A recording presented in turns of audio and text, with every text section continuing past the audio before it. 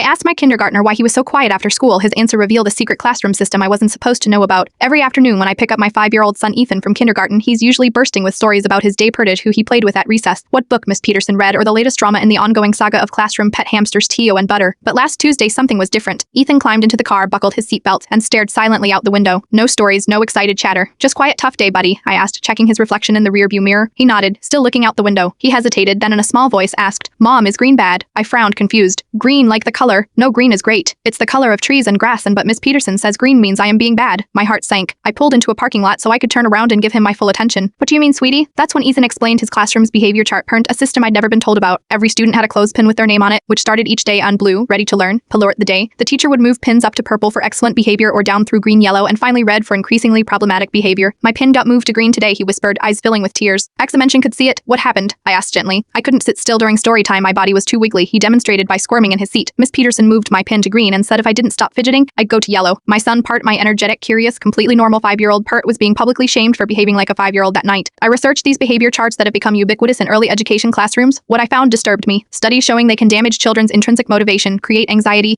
and disproportionately impact children with ADHD, autism, or trauma histories, parent all while having minimal positive effect on classroom behavior. The next morning I emailed Miss Peterson requesting a meeting. She responded promptly, suggesting we talk after school that day when we sat down in her classroom, surrounded by alphabet posters and children's artwork. I asked about the behavior chart. Her expression immediately became defensive. It's a standard classroom management tool, she explained. But Ethan came home ashamed because he couldn't sit perfectly still during story time. I said, he's 5, expecting. Perfect stillness seems developmentally inappropriate. Miss Peterson sighed. With 24 kindergartners, I need systems to maintain order. The chart helps children visualize expectations. But at what cost? I asked. Ethan was so upset about being on green that he didn't want to tell me about his day. That's not teaching him responsibility. Poured, it's teaching him shame. Our conversation continued for nearly an hour. I shared the research I'd found. She shared the pressures she faced, parent administrative expectations, curriculum requirements, limited support staff. We were both advocating for what we believed was best for children, just from different perspectives. By the end, we reached a compromise. Miss Peterson agreed to modify her system, moving from public clothespins to a more private method of feedback. She also promised to focus more on positive reinforcement and to consider the developmental appropriateness of her expectations. That evening, I sat with Ethan and explained that it's normal for his body to need movement. We practiced some subtle, classroom-appropriate fidget strategies, Partez squeezing his hands together, pressing his feet into the floor, stretching his back against his chair. Simple techniques that might help him focus without drawing negative attention. But remember, I told him needing to move your body doesn't make you bad. Ever 2 weeks later, the change in Ethan has been remarkable. He's back to chattering about his day, excited about school again. Miss Peterson sent home a note mentioning his improved focus during group activities. What troubles me most about this experience isn't just what happened to my son, but how many children are silently enduring similar systems, especially those without parents who can advocate for them. How many kids are internalizing the message that their natural developmental needs make them bad. As parents, we often don't know what happens in our children's classrooms until they tell us, paint if they tell us. Sometimes the most important questions we can ask are, what did you learn today? But how did you feel today? And sometimes the quietest car ride home might be the one we most need to pay attention to.